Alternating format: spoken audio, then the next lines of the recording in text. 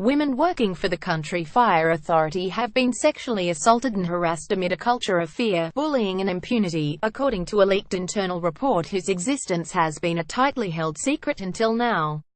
The leaking of the report will throw the spotlight back on Premier Daniel Andrews' handling of the CFA crisis, and his close relationship with the powerful United Firefighters Union. The report is based on confidential survey responses from 550 CFA professional staff, some of whom expressed fear to researchers that their identities would become known by bullies in the organization if they spoke honestly. Some women who had been sexually harassed or assaulted had been driven to illness, or even the brink of suicide. The alarming findings of the leaked interim report on gender diversity and inclusion show that half of both male and female respondents reported being bullied, and on a third had been harassed, including sexual harassment. The report takes particular aim at the Firefighters Union, which it says perpetuates a culture of no transparency or accountability, and an industrial agreement that counters any attempt to address even the most serious forms of reported conduct. The revelations come as a small group of former senior Metropolitan Fire Brigade firefighters have formally complained to the MFB that it failed to protect them from entrenched union bullying, with one having been sent a bullet in the mail. The Andrews government claims it is committed to dealing with reports of bullying and harassment in the CFA and MFB, and has initiated an inquiry by Victoria's Human Rights Commission. But the Commission's inquiry has been blocked in the Supreme Court by the union, which argues its methodology is flawed and its inquiry biased. The report, written by two CFA staff members, Professor Caroline Taylor and Angela Seach, relies on detailed responses to a survey commissioned by former organization Chief Executive Lucinda Nolan. Those surveyed were professional, technical and administrative staff. Ms. Nolan quit the organization a month after the report began taking responses, after the Labour government caved into union demands and increased its control over CFA operations. That deal also prompted the resignation of Emergency Services Minister Jane Garrett and the sacking of the CFA board. As people always say, CFA is very much a family, the mafia. If you try and stand up against it, you're dead.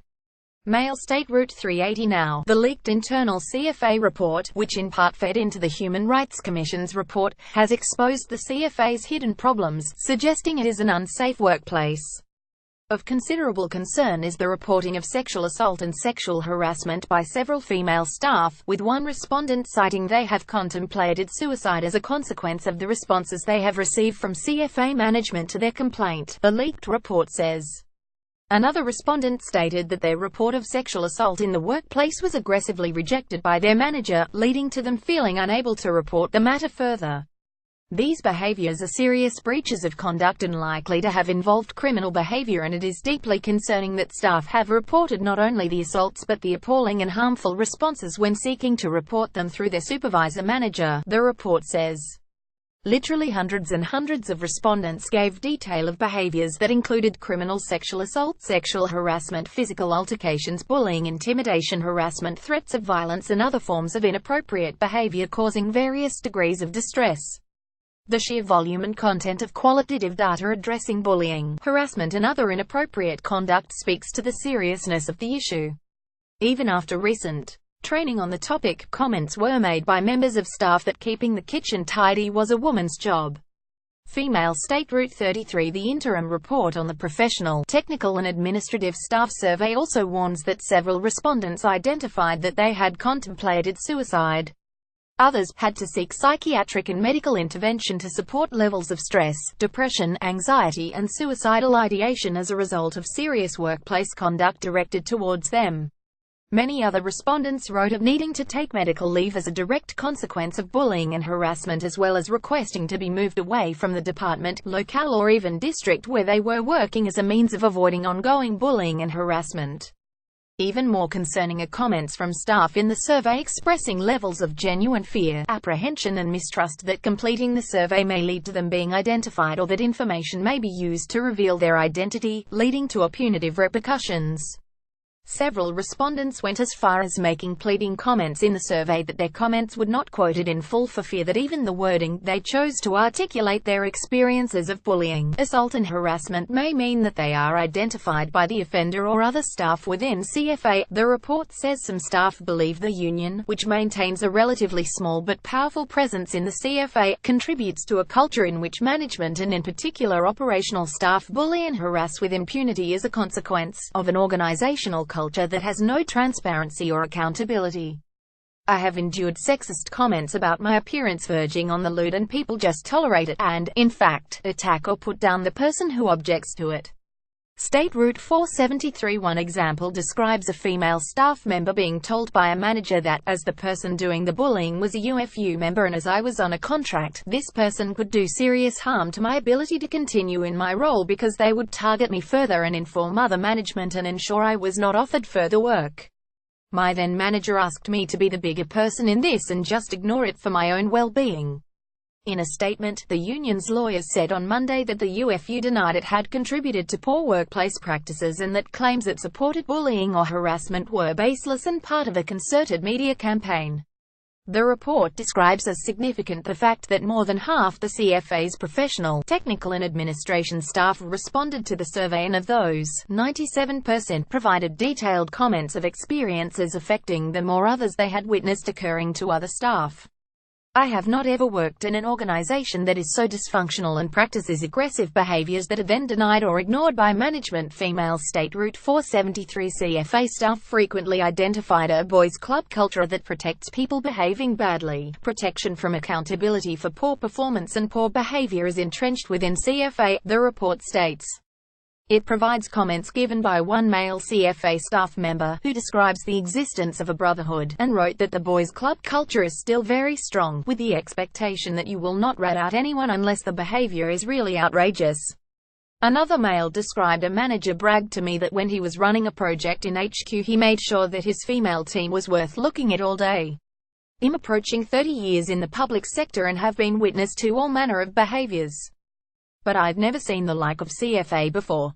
In response to questions from Fairfax Media about the report, a CFA spokesperson said the agency had appointed a dedicated assistant chief officer for inclusion and fairness and significantly improved our complaints procedures, adding more staff and making it easier to raise issues in a confidential and safe environment. The spokesperson said the CFA had zero tolerance for any inappropriate behavior and was introducing a fairness and inclusion education program. Emergency Services Minister James Merlino said multiple reports had pointed to problems within the fire services, including a poor relationship between management and the workforce and a lack of diversity within its ranks. Creating real cultural change isn't easy, but we want our fire services to reflect our diverse modern state, and that's why we have set ambitious targets to increase diversity and are backing this up with the investment needed, he said. Nepotism is also described in the leaked report as contributing to problems inside the agency. Another major issue that I believe contributes to this culture is the favoritism shown to friends and family. There seems to be a glut of these people who have been hired based on their community ties, not on their suitability or qualifications for the job. These people often get unadvertised jobs through word of mouth, and once they are in, they contribute to the bullying culture as they are free and protected to do what they want. Male and female CFA staff identified bullying and harassment as a major issue.